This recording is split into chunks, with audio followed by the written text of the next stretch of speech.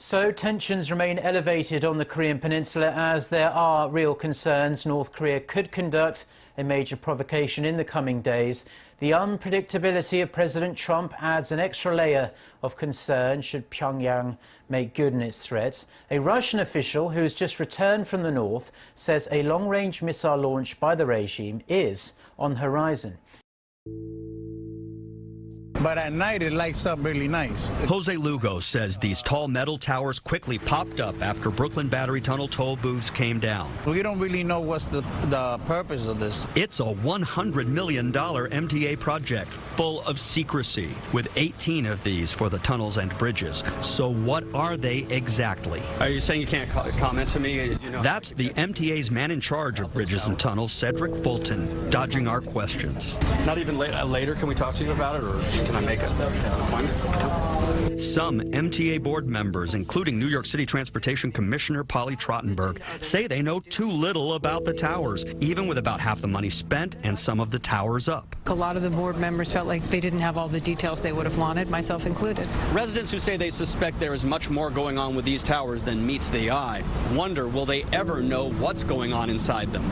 I'm going to guess it's probably not just a decoration. It's a bit mind-boggling that the MTA is approving $100 million for what appears to us to be big decorative pylons. John Caney is leader of the watchdog group Reinvent Albany. What we're asking for is transparency from the MTA. We demanded answers from MTA Chairman Joe Loda. Some of your own board members say they don't know the specifics. The base of these new pieces that are going up include whatever fiber optics are necessary for those homeland security items. In other words, anti-terror technology. Could it one day include facial recognition?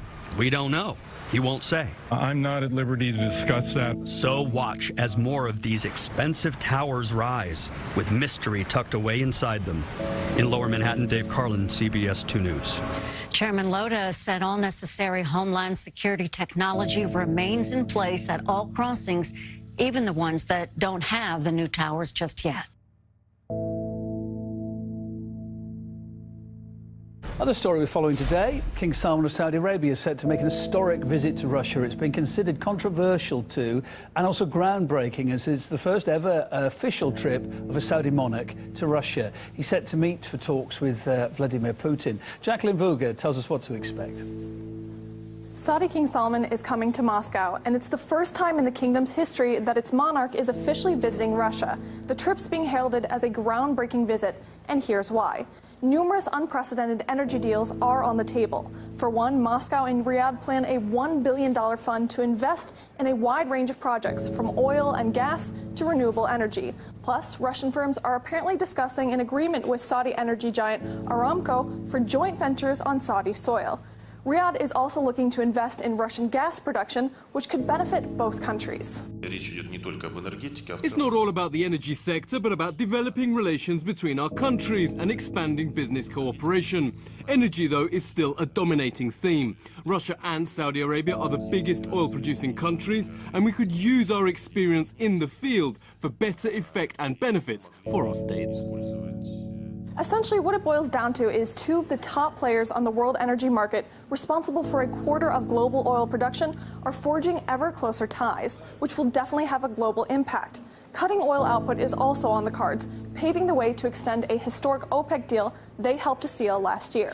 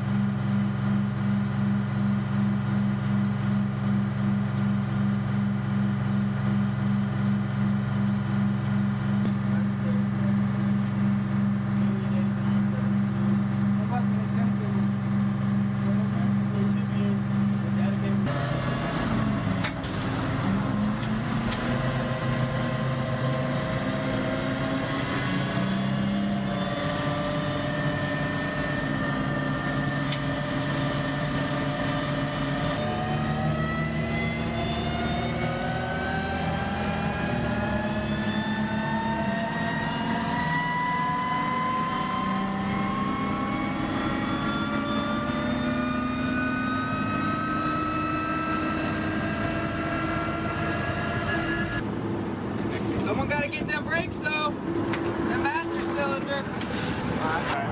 Not good. It's time to cool off anyway, so we're watch out. Thanks for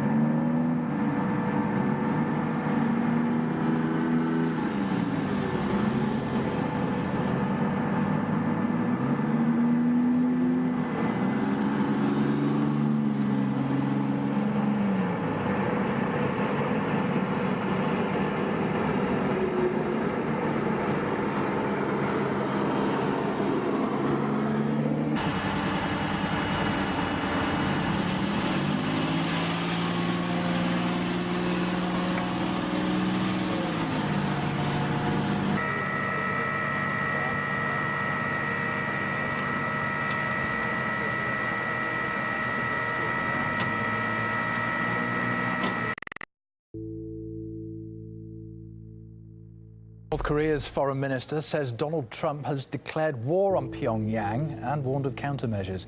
It's after Trump's inflammatory comments about the North Korean leader on Twitter.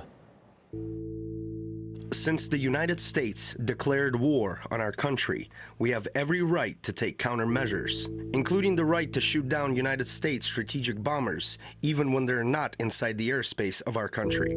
It's important to point out that North Korea's foreign minister was responding to comments by Donald Trump on social media, specifically on Twitter.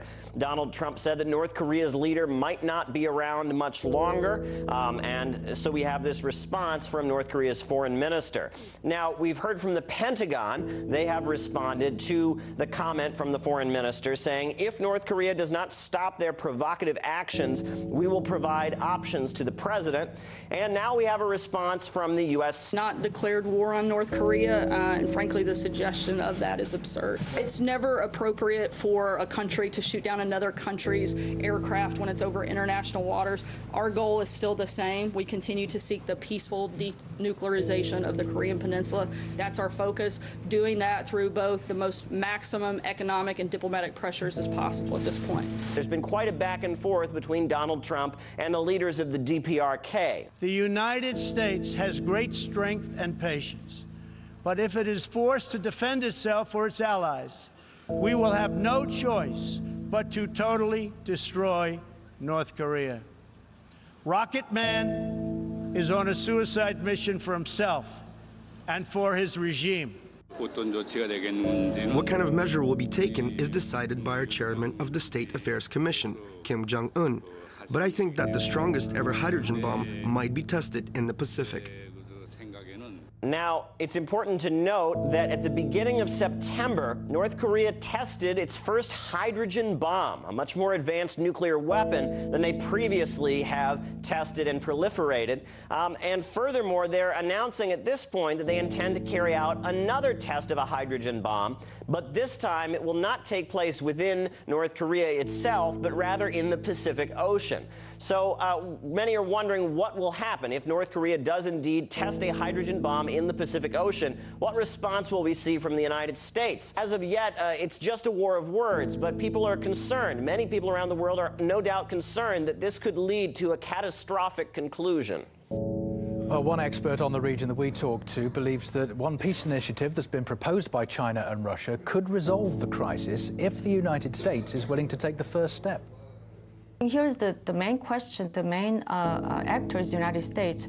United States has been hesitant and also very resistant to accept the proposal. So I think if United States, especially Donald Trump, who actually when he was running for president, he said he's willing to implement new policy. He criticized, the Obama's hardline policy, and he even proposed a hamburger diplomacy with North Korea. I think tomorrow, if President Trump agrees and support the proposal that China and Russia support and many other leaders support, I think that we can avoid this catastrophic, disastrous outcome. So I think that it's again up to the United States that can avert really a catastrophic consequence.